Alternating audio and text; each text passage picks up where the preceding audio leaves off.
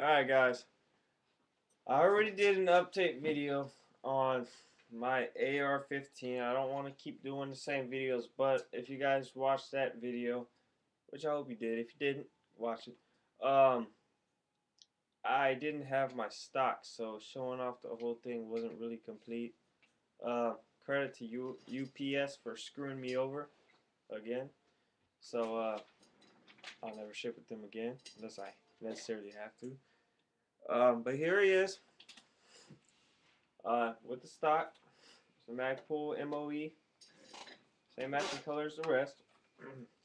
And if you guys follow these videos, it's all about doing it on a budget. I'm not in a financial position to go out and spend $2,000 on a rifle, or I mean M&P Smith and Wessons are they're cool and they're not that expensive. But I'm not really the name brand type of guy. You know what I mean? I like going out there with there's some people call a piece of junk and doing better than those guys with the name brand Smith and Wesson M&Ps and the Colts and the although Colt is a good weapon. But you know what I mean. But anyways, here she is. Let me safety check them for you. I already did before the video, but just so I don't have to hear anything. There's the mag. It's loaded, but there is nothing in the chamber. So, but here she is. Also, I added another addition since my last video. My light. Um, it's a little blue light. I honestly don't even know where I got it at.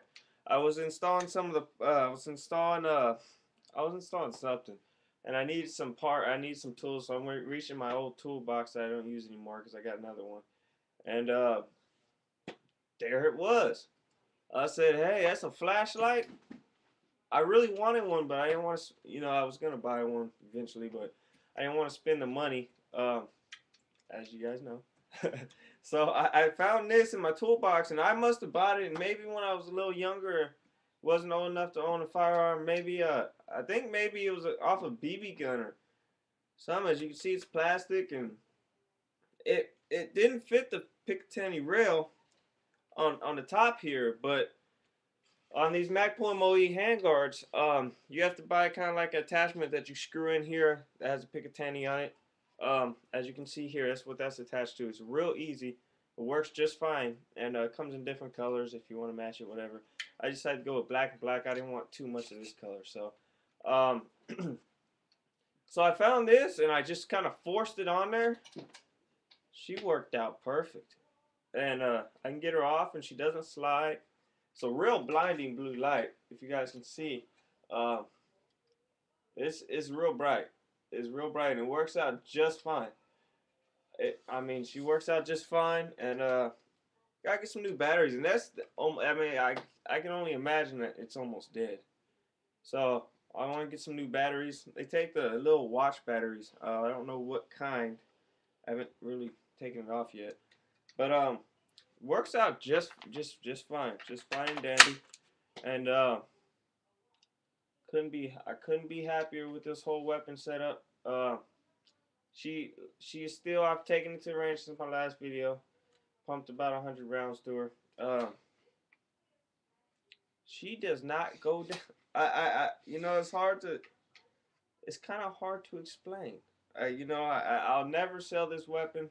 I love this dang thing.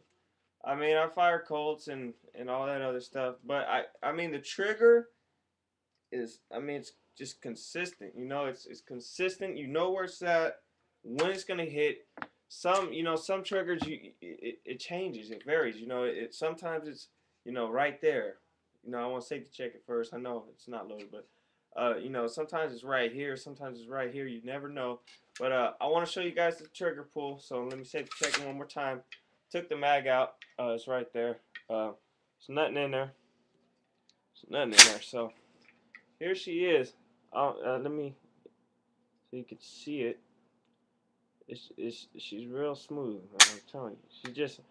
It's a hard trigger pull. As you can see, I can barely pull it right there. But But she just consistent. There's no grit. There's no some triggers when you pull it, it kind of skips and then it pulls. But this is just it just pulls. You know, it's nice. It's a hard trigger pull, but I have nothing against it. It's not that hard. It's probably about guesstimate about 8-9 pounds. It's not that bad. It's livable. She own a Sigma, so come from this to that. I mean, big difference in how it is and how it feels. Big difference, but the trigger pull is a little bit. It's about a pound or two less on this, I'd say. But I want to do a new review on my red dot. As you guys know, I was showing a lot of love for this Tasco red dot, and I have something that happened to it. Don't know how, but I'm about to do a review on that right now. Disappointed me, but I mean for the price it didn't disappoint me. It lasted me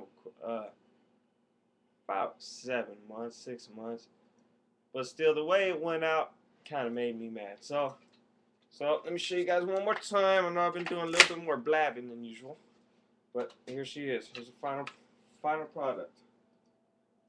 Final product with the flashlight on. There you go. I'll probably be getting a new red dot here soon. I'm probably gonna go cheap, but not too cheap this time. If you guys know any recommendations for anything under 150 bucks, give or take, let me know. And let me know you guys' experience and why you guys recommend it. Inbox me, message, subscribe, all that. Thanks, guys. Till next time. See you later.